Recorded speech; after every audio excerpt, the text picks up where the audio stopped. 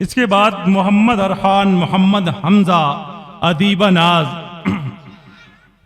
ये बच्चे आएँ और गुस्ल के फ़राइज़, वज़ू के फ़राइज़ और वज़ू का मसनून तरीका बयान करें।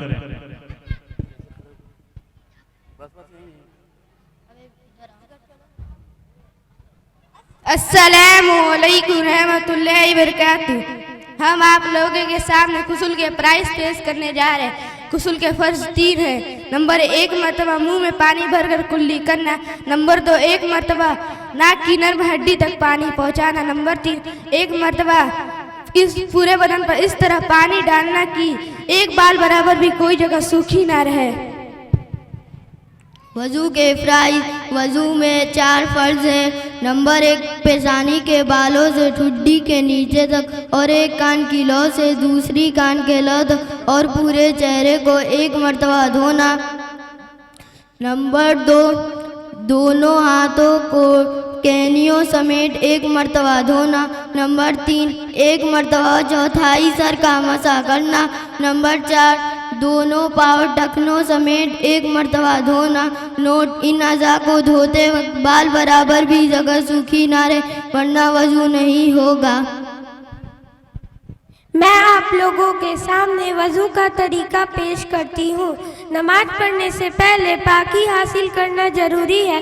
उस पाकी को वज़ू कहते हैं। नंबर 1, सबसे पहले अल्लाह को खुश करना और पाक होने की नियत करना। नंबर 2, पाक और साफ पानी से वज़ू करना। नंबर 3, बिस्मिल्लाह कहकर वज़ू शुरू करना। नंबर 4, दोनों हाथ गट्टों तक 3 मरतबा धोना। नंबर 5, मिसवाक करना और अगर मिसवाक ना हो तो उंगलियों से दांत साफ करना। नंबर 6, 3 मरतबा कुल्ली करना। नंबर 7, 3 मरतबा नाक में पानी डालना। बाएं हाथ की छोटी उंगली से नाक साफ करना। नंबर 8, 3 मरतबा मुंह धोना। एक कान की लौ से दूसरे कान की लौ तक, पेशानी के बालों से ठुड्डी के नीचे तक। नंबर 9, 3 मरतबा दोनों हाथ के उंगलियों के ऊपर तक धोना।